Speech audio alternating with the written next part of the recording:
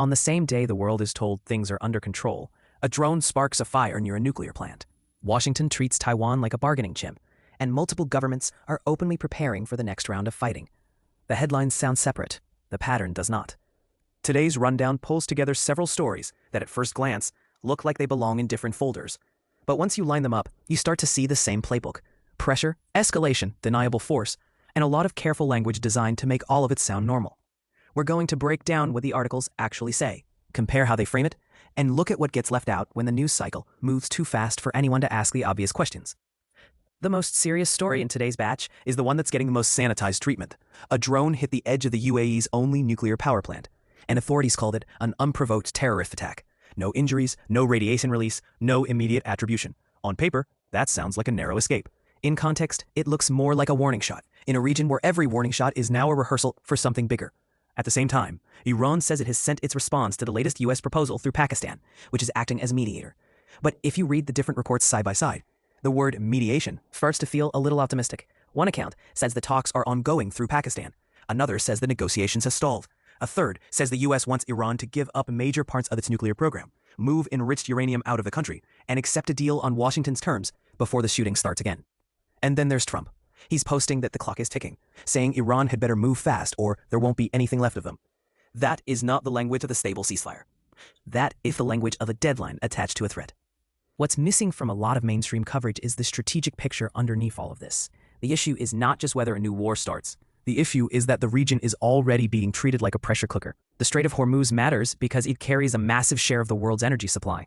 The UAE clamp matters because nuclear infrastructure turns any drone incident into a global anxiety event. And Iran's demands, frozen assets, sanctions relief, compensation for war damage, and an end to blockade pressure are not random asks. They're the price of surviving a war that is already reshaping the region. A lot of articles will tell you what happened, but not what that means. A drone hit a power facility. Washington and Tehran are still staring each other down. Talks are happening, then stalling, then happening again, through a mediator that some independent reporting says is not exactly neutral. Meanwhile, regional actors keep moving military pieces around the board and calling it diplomacy. If this kind of breakdown is helping you separate the press release from the actual pattern, hit the like button and subscribe so you don't miss what's next. The real question is not whether the situation is tense. It's whether anyone in power wants it to stay tense just long enough to justify whatever comes next. The Taiwan story is different on the surface, but it's the same logic underneath. Taiwan's president came out to say that U.S. arms purchases are the most important deterrent to conflict and instability. Trump, meanwhile, had just described future arms sales as a bargaining chip depending on China. That one phrase tells you almost everything about the mindset. Washington officially says it supports Taiwan's ability to defend itself. Then, in the next breath, it frames that support as leverage in a bigger negotiation with Beijing. So which is it? A security commitment or a trade token? The AP story does a decent job laying out the basic facts. Trump already approved a major arms package. China sees Taiwan as central to the relationship, and Xi warned about clashes and conflict if the issue is mishandled. But the deeper issue is bigger than just a diplomatic spat. This is what great power politics looks like when it's reduced to market language. Military support becomes the chip. Deterrence becomes a commodity, and the people living under the shadow of that policy are told it's all being done to preserve peace. That framing is convenient, but it's also shaky. Because if you're Taiwan, and your biggest backer is publicly willing to bargain over the flow of weapons, what exactly are you supposed to believe? That the support is ironclad, that the policy is stable, or that your security depends on whatever mood the White House is in after the next summit? There's also a broader contradiction here that barely gets mentioned. Washington likes to present itself as the guarantor of order in East Asia, but it keeps proving that order can be negotiated away if the bigger deal is tempting enough. That does not calm its allies. It makes them nervous, and nervous allies buy more weapons, which then feeds the very cycle of militarization that officials pretend they're trying to prevent. Then you've got the domestic political layer. House Speaker Mike Johnson praised Taiwan's position. U.S. Trade Representative Jason Greer said the president is weighing the issue based on American security needs first.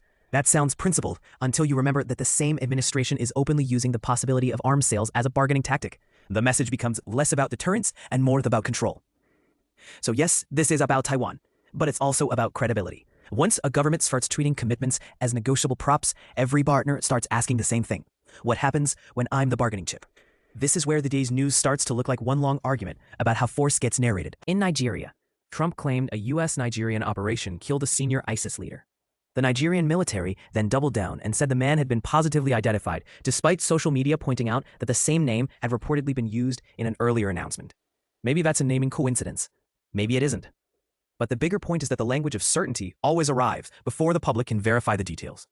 And here's what should make people pause. the same broader campaign has already been linked to serious civilian harm. Amnesty International's Nigeria office said over 100 civilians were killed in a strike on a market earlier this month. The government said no civilians were harmed. Those two claims cannot both be the whole story. Yet, in most coverage, the headline is the counterterrorism success, not the civilian toll or the pattern of repeated errors. That's the missing part, not whether armed groups in the region are dangerous. They are. The missing part is how quickly counterterrorism becomes an all-purpose umbrella for military operations that kill civilians, expand foreign involvement, and then get filed away as regrettable but necessary. The same issue shows up in the Ukraine war. Ukrainian drone attacks on Moscow killed Russian civilians, and Zelensky described the strikes as a justified response to Russian attacks on Ukrainian cities. That's the logic of escalation. Each side points to the other side's brutality as proof that the next hit is morally clean. But civilians don't live inside those justifications. They live under them. And once again, the reporting often stops at the surface. Yes, Russia attacked Kyiv. Yes, Ukraine hit back. But buried in the analysis is the fact that long-range drone warfare depends heavily on outside intelligence and support, which means the conflict keeps widening its circle of responsibility. The public is told this is contained. Then the damage shows up in Moscow suburbs and European political debates. And yet more weapons packages. Then there's Cuba, which is being set up as the next pressure point in a very familiar way.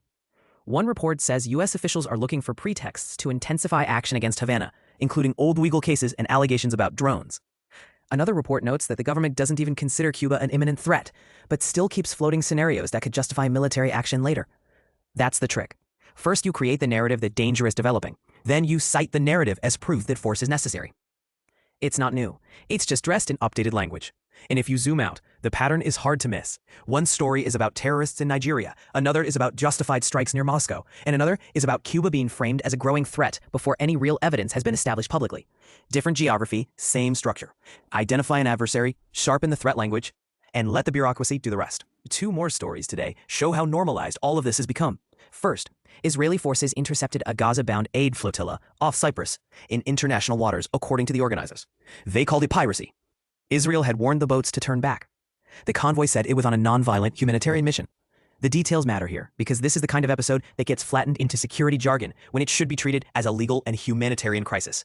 International waters, humanitarian aid, naval interception, detained activists, electronic interference. Those are not just side details. They are the story. And yet, when coverage is thin, the public is left with the impression that this was just another maritime dispute, rather than one more example of how blockade enforcement and military control keep expanding outward from Gaza itself. The articles mention the facts, but they often skip the larger point. If a convoy carrying aid can be stopped this far from shore, then the blockade is not just a border policy. It's an active system of coercion with reach. The other story is almost bizarre in contrast. 2 Navy jets crashed during an air show in Idaho, and all 4 crew members ejected safely. Nobody on the ground was hurt. The aircraft were worth tens of millions apiece. Videos showed the jets colliding and falling together before exploding.